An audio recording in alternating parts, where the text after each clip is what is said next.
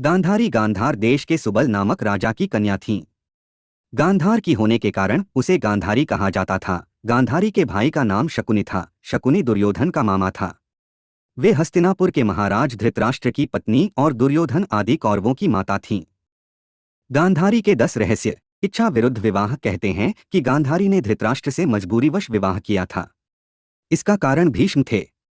अंधे महाराज धृतराष्ट्र के लिए भीष्म ने गांधार नरेश की राजकुमारी का बलपूर्वक विवाह धृतराष्ट्र से कराया था। धृतराष्ट्र से पहले बकरे से विवाह। किंवदंती अनुसार ऐसा माना जाता है कि गांधारी का विवाह धृतराष्ट्र से करने से पहले ज्योतिषियों ने सलाह दी कि गांधारी के पहले विवाह पर संकट है, इसका पहला विवाह किसी और से कर दीजिए, फिर धृतराष्ट्र से करें।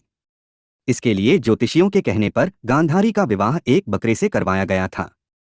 गांधारी ने भी बांधी आंखों पर पट्टी। गांधारी को पहले से ही पता था कि उनका होने वाला पति अंधा है।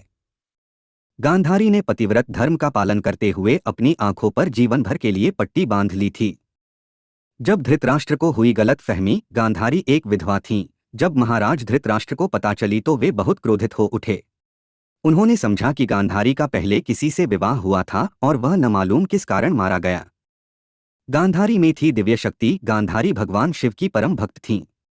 शिव की तपस्या करके गांधारी ने भगवान शिव से यह वरदान पाया था कि वह जिस किसी को भी अपने नेत्रों की पट्टी खोलकर नग्नावस्था में देखेगी, उसका शरीर वज्र का हो जाएगा। गांधारी के पुत्र नहीं थे धृतराष्ट्र के पुत्र। गांधारी के पुत्रों को कौरव पुत्र कहा गया, लेकिन उनमें से एक भी कौरववंशी नहीं था। धृतराष्ट्र और गांधारी के 99 पुत्र और एक पुत्री थीं जिन्हें कौरव कहा जाता था। गांधारी ने वेदव्यास से पुत्रवती होने का वरदान प्राप्त कर किया था। इस वरदान के चलते ही गांधारी को 99 पुत्र और एक पुत्री मिली थीं। कुंती से थी गांधारी की प्रतिद्वंदिता। कुंती के पुत्र पांडव थे और गांधारी के पुत्र कौरव। प्रारंभ में दोनों ही एक ही महल में रहती थीं, लेकिन राजगद्द के चक्कर में दोनों में अप्रत्यक्ष रूप से प्रतिद्वंदिता रहती थी। कुंती एक अद्भुत महिला थीं।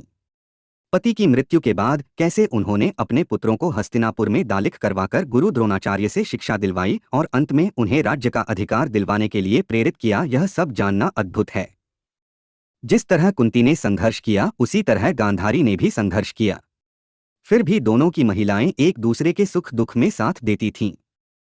पुत्र और भाई के वश में गांधारी। शकुनि ने गांधारी व धृतराष्ट्र को अपने वश में करके धृतराष्ट्र के भाई पांडु के विरुद्ध षड्यंत्र रचने और राजसिंहासन पर धृतराष्ट्र का आधिपत्य जमाने को कहा था। गांधारी अपने भाई की चाल को समझती थी, लेकिन उसकी नहीं चलती थी। पति, भाई और पुत्र के बीच गांधारी विवश थी। श्रीकृष्ण को शाप। गांधारी के सभी 100 पुत्र महाभारत के युद्ध में मारे गए। अंत में दुर्योधन का जब भीम ने वध कर दिया। महाभारत युद्ध के पश्चात सांत्वना देने के उद्देश्य से भगवान श्रीकृष्ण गांधारी के पास गए। गांधारी अपने 100 पुत्रों की मृत्यु के शोक में अत्यंत व्याकुल थीं। भगवान श्रीकृष्ण को देखते ही गांधारी ने क्रोधित होकर उन्हें शाप दिया कि तुम्हारे कारण जिस प्रकार से मेरे 100 पुत्रों का नाश हुआ है, उसी प्रकार तुम्हारे वंश का भी आपस में एक दूसरे को मारने के कारण नाश हो जाएगा। गांधारी की मृत्यु। युधिष्ठिर के राज्याभिषेक के बाद धृतराष्ट्र, संजय, कुंती और गांधारी ने संन्यास ले लिया और वे अपना आगे का जीवन बिताने के लिए जंगल में कुटिया बनाकर रहने लगे। 3 साल बाद एक दिन धृतराष्ट्र गंगा में स्नान करने के लिए जाते हैं और उनके जाते ही जंगल में आग लग जाती है। वे सभी धृतराष्ट्र के पास आते हैं।